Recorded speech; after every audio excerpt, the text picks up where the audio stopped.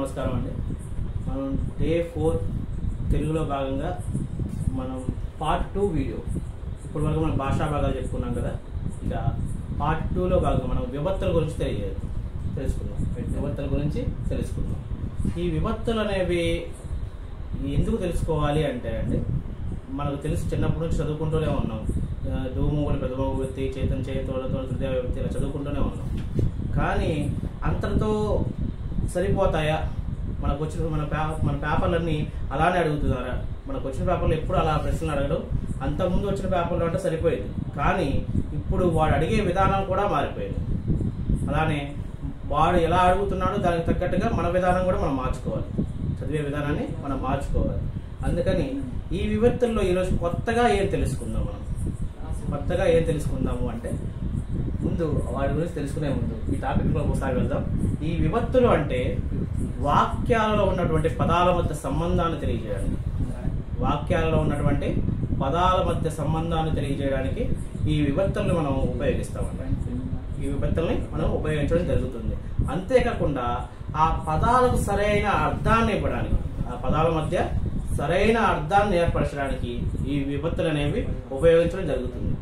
మన గత ప్రశ్నాపత్రాలలో విభక్తుల గురించి తప్పనిసరిగా ఒక బిట్ అనేది వస్తుందండి. ఒక ప్రశ్న ఖచ్చితంగా అడుగుతున్నారు. మనం వీటిని ఏదో ప్రథమ విభక్తి ఈ ప్రత్యయాలు చదివేసుకొని ఎగ్జామ్కి వెళ్ళిపోదాం అనుకుంటే అది చాలా పొరపాటు. ఇప్పుడు వాడు అడిగే విధానం మారింది, మనం ఇప్పుడు వాటిని చూడాల్సిన విధానం కూడా మారాల్సి ఉంది. కాబట్టి ఈరోజు ఈ విభక్తుల్లో మొదటగా మొత్తం ఎన్ని విభక్తులు ఉంటాయండి? ఇక్కడ ప్రథమ విభక్తి, ద్వితీయ విభక్తి, తృతీయ విభక్తి, చతుర్థి విభక్తి, పంచమి విభక్తి, షష్ఠీ విభక్తి, నెక్స్ట్ సప్తమి, అష్టమి. మొత్తం 8 విభక్తులు ఉంటాయి. మొత్తం ఎన్ని ఉంటాయండి?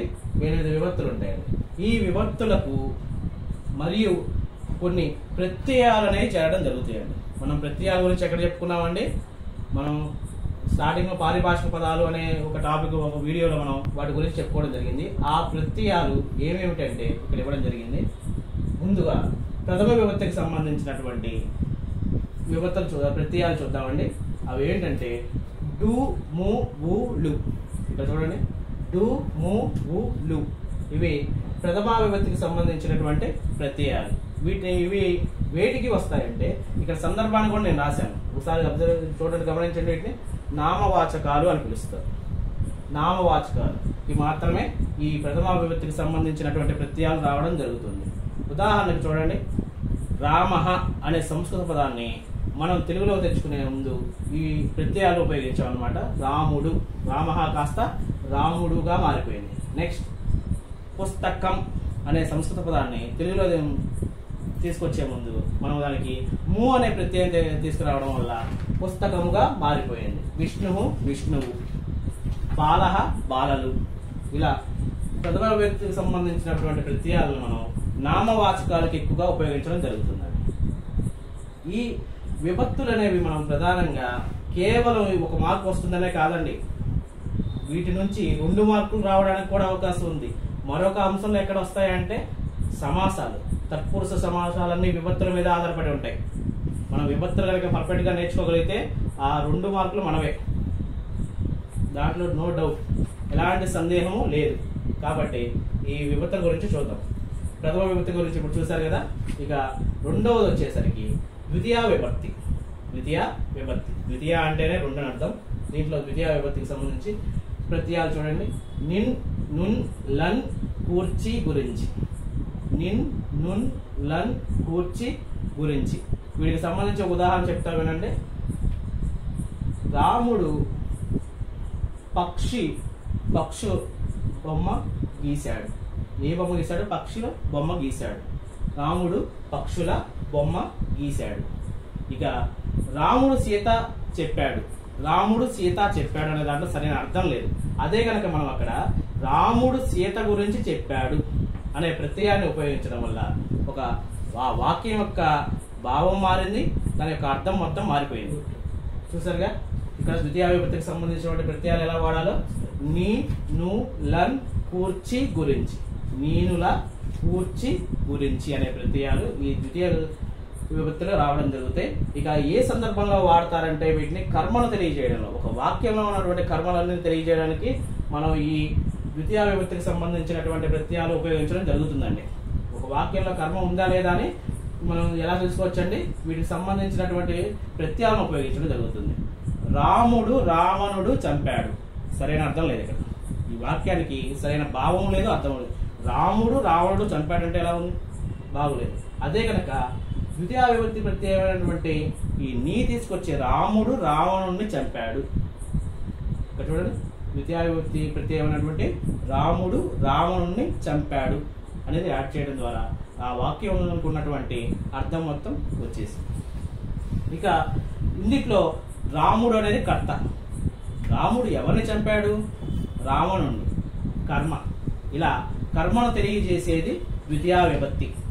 అంతేకాకుండా మనం భాషా భాగాల్లో సర్వనామాల గురించి కూడా చెప్పుకున్నాం. సర్వనామాలకు కూడా ద్వితీయ విభక్తి ప్రత్యయాలు వస్తాయి. నేను, నీ, నిన్ను, నేను, నన్ను, మేము, మమ్మల్ని అని చెప్పి. ఇక మూడవ విభక్తి వచ్చేసరికి తృతీయ విభక్తి. తృతీయ అంటేనే 3. ఏమిటండి? తృతీయ అంటేనే 3. ఈ తృతీయ విభక్తికి సంబంధించిన ప్రత్యయాలు మనం గమనిస్తే చేతంచే తోడంతో. ఏంటండి ఇవి? చేతంచే తోడంతో. ఇవి వీటికి సంబంధించినటువంటి ఒక ఉదాహరణ చూద్దామండి. ఇక రమేష్ చేత పుస్తకం రాయబడింది. రమేష్ చేత పుస్తకం రాయబడింది. వానితో వెళ్ళిపోవాలి, వారితోనే వెళ్ళిపోవాలి. ఇలా కొన్ని వాక్యాలలో వీటిని ఉపయోగించడం జరుగుతుంది. ఇక ఈ విభక్తులకు సంబంధించినటువంటి సందర్భాలు ఏ సందర్భాల్లో ఎక్కువగా ఉపయోగిస్తారంటే కారణాన్ని తెలియజేయడానికి. కారణాన్ని, రాముని చేత రాముడు చంపబడ్డాడు, ఇక కారణాన్ని తెలియజేస్తుంది. చూడండి, ఎవరి చేత చంపబడ్డారు? రాముని చేత అని ఒక కారణాన్ని తెలియజేస్తున్నారు కాబట్టి దీని కారణాన్ని ఉపయోగించే సందర్భంలో ఉపయోగపడుతుంది. ఇంకా ఉపయోగాన్ని సాధనాన్ని తెలియజేయడం కోసం ఇక్కడ చూడాలి, చాలా ఇంపార్టెంట్ ఇవి. కారణాన్ని, ఉపయోగాన్ని, సాధనాన్ని తెలియజేయడం కోసం అని చెప్పి ఈ తృతీయ విభక్తిని ఉపయోగించడం జరుగుతుంది. సందర్భాలు ఇంపార్టెంట్ అండి. మనకి ఈ ప్రత్యయాలు ఎంత ఈజీగా వస్తాయో సందర్భాలు మాత్రం అంత ఈజీగా ఉండవండి, గుర్తుపెట్టుకోవాలి.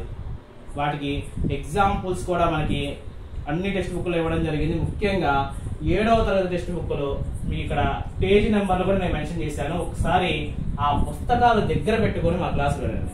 ఆ పుస్తకాలు, ఆ 7th క్లాస్ టెక్స్ట్ బుక్ని ఒకసారి ఓపెన్ చేసి చూస్తే మీకు అర్థమవుతుంది. వాటిని ఎదురుగా పెట్టుకొని ఈ క్లాస్ని వింటే మీకు సులువుగా ఉంటుంది. మీ ప్రిపరేషన్ అనేది చాలా సులువుగా ఉంటుంది. లేదంటే ఈ పట్టికను ఒకసారి ఫాలో అవ్వండి. తదుపరి మా వాట్సాప్లో, మన గ్రూప్కి సంబంధించిన వాట్సాప్లో వీటి యొక్క PDF నేను సెండ్ చేయడం జరుగుతుంది. ఒకసారి చూడండి. ఈ తృతీయ విభక్తి యొక్క ప్రత్యయాలు వచ్చేసరికి చేతంచే తోడంతో. కారణాన్ని, ఉపయోగాన్ని, సాధనాన్ని తెలియజేస్తాయి. ఇవేంటి తెలియజేస్తాయండి? కారణాన్ని, ఉపయోగాన్ని, సాధనాన్ని తెలియజేస్తాయి. ఇక 4వది చతుర్థి. చతుర్ అంటేనే 4 అర్థం. ఈ చతుర్థ విభక్తిలో కొరకున్ కై. కొరకున్ కై, వారి కొరకు, రాముని కొరకు, అతని కొరకు, వారి కొరకు అంటే ఎవరికో ఒకరి కోసం ఒక సంబంధాన్ని తెలియజేస్తున్నాయి. ఈ ప్రత్యయాలు వీటిని తెలియజేస్తున్నాయి, సంబంధాన్ని తెలియజేస్తున్నాయి అన్నమాట. ఇక వీటిలో వచ్చేసరికి కొరకు బదులుగా కోసం అనే పదాన్ని ఎక్కువగా వాడుతున్నారండి. నేటి భాషల్లో, మన భాషల్లో ఎక్కువగా, ఈ వ్యవహారిక భాషలో, మన ఆధునిక భాషల్లో కొరకు బదులుగా మనం ఎక్కువగా కోసం అనే పదాన్ని వాడడం జరుగుతుంది. నెక్స్ట్ పంచమి విభక్తి. పంచమి విభక్తి. ఈ పంచమి విభక్తి అంటే పంచ అంటే 5, 5వది అన్నమాట. ఇది దీంట్లో ప్రత్యయాలు వచ్చేసరికి వలనన్, కంటే, పట్టి. వలనన్, కంటే, పట్టి ఈ ప్రత్యయాలు రావడం జరుగుతుంది. వీటికి సంబంధించిన ఉదాహరణ ఒకటి చూద్దాం. వీటికి సంబంధించిన ఉదాహరణ వచ్చి వరదలు రావడం వల్ల జనాలకి బాగా నష్టం జరిగింది. వరదలు రావడం వల్ల జనాలకి బాగా నష్టం జరిగింది.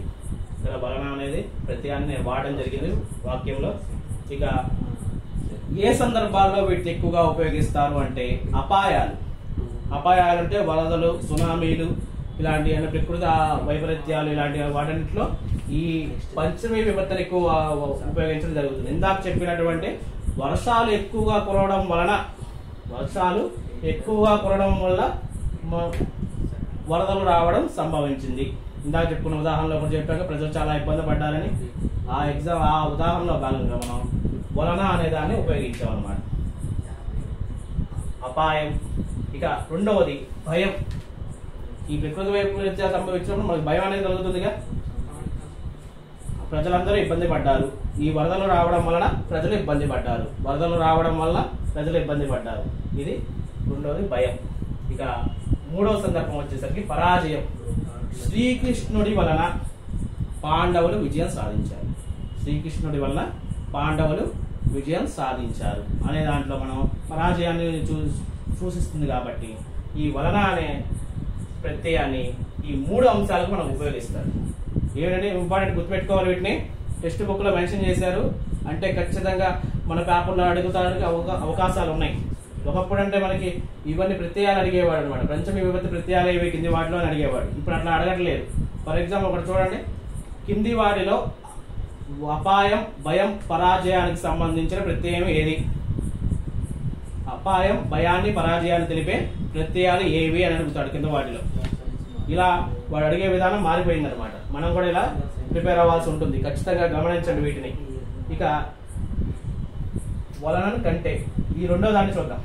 ఇతరము, పూర్వము, పరము అనే యొక్క సందర్భాలలో ఈ కంటే ప్రత్యయాన్ని ఉపయోగిస్తాం అన్నమాట. ఉదాహరణ చూద్దాం. చూడండి. శ్రీనాథుడి కంటే కూడా నన్నయ్య బాగా రచన చేయగలడు. కంటే ఇక్కడ పూర్వాలకు సంబంధించినటువంటి సందర్భం వచ్చింది. శ్రీనాథుని కంటే కూడా నన్నయ్య రచన బాగా చేయగలడు. నెక్స్ట్ పరులకు సంబంధించినటువంటి నాకంటే కూడా వారు అధికంగా ధనవంతులై ఉన్నారు. నాకంటే కూడా అధికంగా వారు ధనవంతులై ఉన్నారు. ఇక ఇతరుల గురించి తెలియజేయడం అన్నమాట. వారికంటే కూడా నేను ఎంతో ఉన్నత స్థాయిలో ఉన్నాను అనే ఉదాహరణలో ఈ కంటే అనే ప్రత్యయాన్ని ఉపయోగించడం జరుగుతుంది. చూడండి ఒకసారి. పంచమీ విభక్తికి సంబంధించినటువంటి వలన్, కంటే, పట్టి ఈ ప్రత్యయాలని అపాయం, భయం, పరాజయం అన్నటువంటి సందర్భాల్లో వలన అనే ప్రత్యయాన్ని ఉపయోగిస్తాం. ఇతరములు, పూర్వము, పరము లాంటి సందర్భాల్లో కంటే అనే ప్రత్యయాన్ని ఉపయోగించడం జరుగుతుందండి ఈ పంచమీ విభక్తిలో. ఇక నెక్స్ట్ తర్వాత విభక్తి వచ్చేసరికి షష్ఠీ విభక్తి. ఏమిటండి? షష్ఠీ విభక్తి. కిన్, కున్ యొక్క లోన్ లోపలన్ అనే ప్రత్యయాలు రావడం జరుగుతుంది. ఒకసారి వీటిని చూడండి. కిన్, కున్ యొక్క లోన్ లోపలన్. వీటికి సంబంధించినటువంటి ఉదాహరణలు మీకు ఇస్తాను. రామునికి విల్లే ఆభరణం. రామునికి విల్లే ఆభరణం అనే దాంట్లో రామునికి కి అనేది ఉపయోగించడం జరుగుతుంది అనమాట మనం. ఇక నెక్స్ట్ దుర్గకు మంచి వస్త్రములు ఉన్నాయి. ఇక మూడవ దానికి సంబంధించినటువంటి ఎగ్జాంపుల్ మీకు ఇస్తాను. రాముని యొక్క బాణము, రాజు యొక్క రాజ్యము, రాజు యొక్క ఆదేశము, రాజాజ్ఞ యొక్క అనేది వస్తుంది అన్నమాట. ఇక వారిలో ఉన్న మంచి గుణాలు నచ్చాయి. వారిలో ఉన్నటువంటి మంచి గుణాలు నాకు నచ్చాయి. వారిలో. లోపల, బావి లోపల ఉన్నటువంటి నీటిని తాగాను. లోపల అనేది వచ్చాయన్నమాట. ఇక వీటి యొక్క సందర్భాలు ఎక్కడ ఉపయోగిస్తారు అంటే పదాల మధ్య సంబంధాన్ని తెలియజేయడానికి ఏమో యొక్క, గుర్తుంచుకోవాలండి. ఇది పదాల మధ్య సంబంధాన్ని తెలియజేయడానికి ఏమో యొక్క అనే ప్రత్యయాన్ని ఉపయోగించడం జరుగుతుందండి. రాముని యొక్క బాణము, అది రాముడిదని సంబంధించింది కాబట్టి అక్కడ సంబంధాన్ని తెలియజేస్తుంది. రాజు యొక్క ఆజ్ఞ, సీత యొక్క వస్త్రం, ఇలా యొక్క అనేది పదాల మధ్య సంబంధాలు తెలియజేయడం కోసం అని చెప్పి ఈ ప్రత్యయాన్ని ఉపయోగించడం జరుగుతుంది. ఇక ఇక్కడ చూడండి, ఇంకో సందర్భం వచ్చేసరికి జాతి గుణాలను తెలియజేయడానికి లోపల అనే ప్రత్యయాలను ఉపయోగిస్తారండి. జాతులు బ్రాహ్మణులలో అగ్రగణ్యుడు. ఒక జాతి గురించి అక్కడ తెలియజేస్తుందండి. దానికి వచ్చినటువంటి ప్రత్యయం లో.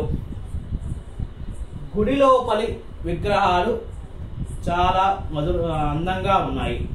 గుడి లోపలి విగ్రహాలు అందంగా ఉన్నాయి. లోపల గుణాన్ని తెలియజేస్తుంది. ఈ ఉదాహరణలో ఏం తెలియజేస్తుందండి? గుణాన్ని తెలియజేస్తుంది. కాబట్టి లోపల అనేదాన్ని ఇవి జాతి గుణాలకు మాత్రమే ఉపయోగించే ప్రత్యయాలండి. లోపల అనే వాటిని మనం షష్ఠీ విభక్తికి సంబంధించినటువంటి ప్రత్యయాలుగా ఉపయోగిస్తాం జాతి గుణాల యొక్క సందర్భాల్లో మాత్రమే. ఇక క్రియతో సంబంధం కలుగు చేసేదాన్ని కీ అనే ప్రత్యయాన్ని ఉపయోగిస్తాం. క్రియతో సంబంధం కలుగు చేస్తుందంట కీ అనేది. రామునికి ఆపద వచ్చింది. ఇక్కడ ఏమొచ్చింది? ఎవరికి వచ్చింది? ఏమొచ్చింది? క్రియతో సంబంధాలు కలిగి చేస్తుంది. అక్కడ వచ్చింది అనేది రామునికి ఆపద అంటే సరైన ఇది లేదండి. అందులో రామునికి ఆపద వచ్చింది. ఇలా క్రియతో సంబంధాలు తెలియజేసేదాన్ని కీ అనే ప్రత్యయాన్ని ఉపయోగిస్తాం అన్నమాట. క్రియతో సంబంధం కలిగి చేస్తుందండి కీ అనే ప్రత్యయం. ఇలాంటి సందర్భాల్లో కీని ఉపయోగించడం జరుగుతుంది. ఇక సప్తమి విభక్తి 7వ. సప్త అంటే 7 అండి. ఈ సప్తమి విభక్తిలో వచ్చే ప్రత్యయాలు వచ్చేసరికి అందున్ నన్ అనే ప్రత్యయాలు రావడం జరుగుతుందండి. ఇవి ఉపయోగించే సందర్భాలు వచ్చేసరికి సామీప్య విషయ సంబంధాన్ని అంతటా వ్యాపించడం గురించి చెప్పడంలో ఉపయోగిస్తారంటండి. సామీప్య విషయ సంబంధాన్ని అంతటా వ్యాపించడంలో గురించి తెలియజేస్తారు. సార్వజనీయంగా వ్యాపించడం గురించి ఈ యొక్క సప్తమి విభక్తిని ఉపయోగిస్తారంట. వాటికి సంబంధించినటువంటి ఉదాహరణ మీరు చూడండి ఒకసారి. సామీప్య సంబంధాలు ఎలా ఉంటాయంటే, ఉదాహరణ కృష్ణానది తీరాన విజయవాడ నగరం ఉంది. కృష్ణానది తీరమునందు విజయవాడ నగరం ఉంది. నెక్స్ట్, తల్లి పిల్లల యందు ప్రేమను చూపిస్తుంది. ఇది సార్వజనీయమైనటువంటి అంశం, అంతటా వ్యాపించినటువంటి అంశం. ఇలాంటి అంశాలను తెలియజేస్తుంది. కాబట్టి పిల్లల యందు తల్లికి ప్రేమ ఉంటుంది. ఇలాంటి ఉదాహరణలు చూశారు కదండి. వీటిలో సప్తమి విభక్తిలో ఒక సామీప్య విషయ సంబంధాన్ని అంతటా వ్యాపించడం గురించి తెలియజేసే వాటిని మనం ఏమని పిలుస్తారండి? సప్తమి విభక్తి అని పిలుస్తారు. వీటిలో వచ్చేసరికి ప్రత్యయాలు అందు నన్ అనే వస్తాయి. ఇక ఈ నన్ అనే దానికి కూడా ఒక ఉదాహరణ మీకు ఇవ్వడం జరుగుతుంది. కర్ణుడు సూర్యవరమున పుట్టాడు. వరము అనే దానికి ఈ నా అనే ప్రత్యయం వచ్చి చేరడం వల్ల అక్కడ వాక్యం సరైన అర్థాన్ని తీసుకురాగలిగింది. కర్ణుడు సూర్యుడి వరమున పుట్టాడు. ఇది సార్వజనీయమైన అంశం, అందరికి తెలిసిందే, అందరికి వ్యాపించింది, కొత్తదైతే కాదు. ఇక 8వది వచ్చేసరికి అష్టమి విభక్తి. ఇవి ఓయి, ఓరి, ఓసి అనేటువంటి పిలుపులకు సంబంధించింది అనమాట. ఏం చేస్తున్నావు? ఓయి ఇటురా, ఓరి, ఓసి అని చెప్పి సంబోధన తెలియజేస్తుంది. ఎదుటి వాళ్ళని పిలవడానికి మనం వీటిని ఉపయోగిస్తాం. ఈ ప్రత్యయాలు ఎక్కువగా ఉపయోగిస్తాం కాబట్టి దీన్ని సంబోధన ప్రథమ విభక్తి అని పిలుస్తారు. అష్టమి విభక్తిని ఏమని పిలుస్తారండి? సంబోధన ప్రథమ విభక్తి అని పిలుస్తారండి.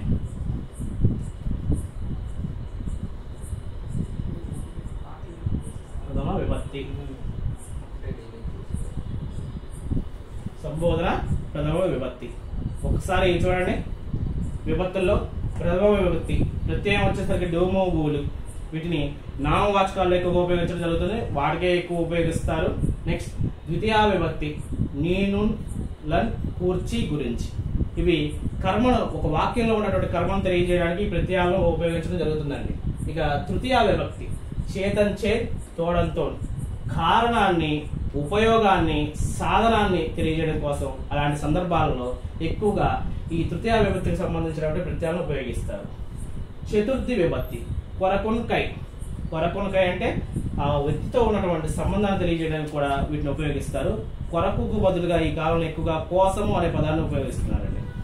నెక్స్ట్ పంచమీ విభక్తి. వలనం కంటే పట్టి. వలనం కంటే పట్టి. అపాయం, భయం, పరాజయం లాంటి సందర్భాల్లో వలన అనే ప్రత్యయాన్ని ఉపయోగిస్తారు. ఇతరము, పూర్వము, పరము. ఇతరము, పూర్వము, పరము అనే సందర్భాల్లో కంటే అనే ప్రత్యయాన్ని ఉపయోగిస్తున్నారు. ఇక షష్ఠీ విభక్తి. కిన్, కున్, యొక్క, లోన్, లోపల. పదాల మధ్య సంబంధాన్ని తెలియజేయడానికి యొక్క అనే ప్రత్యయాన్ని ఉపయోగిస్తున్నారండి. పదాల మధ్య సంబంధాన్ని తెలియజేయడానికి యొక్క అనే ప్రత్యయాన్ని ఉపయోగిస్తారు. ఇక జాతి గుణాలు లాంటి లక్షణాలు తెలియజేయడానికి ఏ ప్రత్యయాలను ఉపయోగిస్తారంటే లో, లోపల. ఏంటంటే లో, లోపలను ఉపయోగిస్తున్నారు. ఇక క్రియతో సంబంధం కలిగజేసేదాన్ని కీ అనే ప్రత్యయాన్ని ఉపయోగిస్తారు.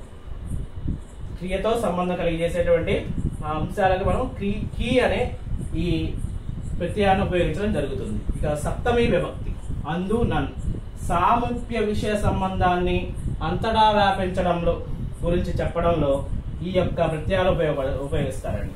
సామీప్య విషయ సంబంధాన్ని, దగ్గరగా ఉన్నటువంటి విషయం కానీ నెక్స్ట్ అవన్నీ ప్రపంచవ్యాప్తంగా వ్యాపించాలన్నమాట, అందరూ తెలిసిందే ఉండాలి. అలాంటి విషయాలు చెప్పడంలో ఎక్కువగా ఈ సప్తమీ విభక్తికి సంబంధించిన ప్రత్యయాలను ఉపయోగించడం జరుగుతుంది.